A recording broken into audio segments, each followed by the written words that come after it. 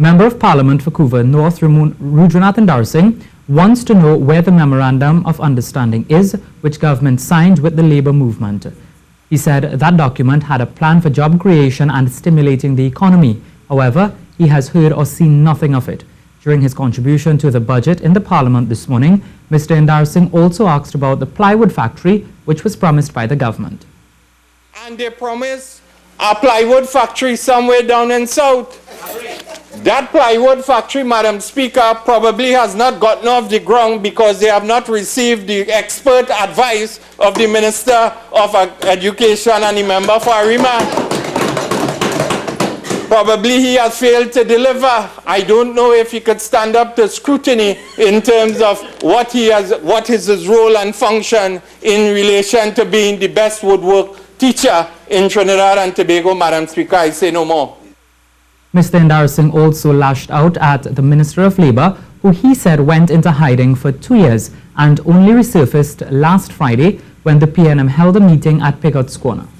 She promised 35,000 jobs. She told the workers who lost their jobs at ArcelorMittal and Centrin that she was engaged in discussions on behalf of the government of Trinidad and Tobago with a recruitment agency by the name of Hire Pro Drivers Limited, I think.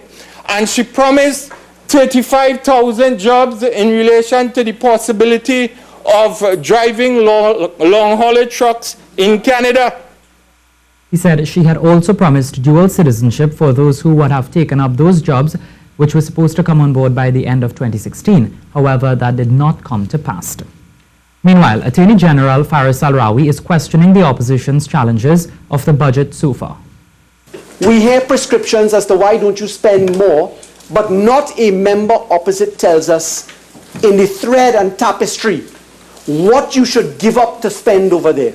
You see, the Minister of Finance has had the task in balancing the PSIP, in balancing the expenditure of our country. He has had to decide, how do we spend in one area and take away from another? And what honourable members opposite are not levelling with the country on is why we are in this situation. He used the example of an opposition claim that Kevin Ramnarine was the best energy minister in recent times. What caused our revenue from our taxes on income and profits on oil companies to drop by 99.97%? What dropped us from 16.9 billion in 2014 to 472 million?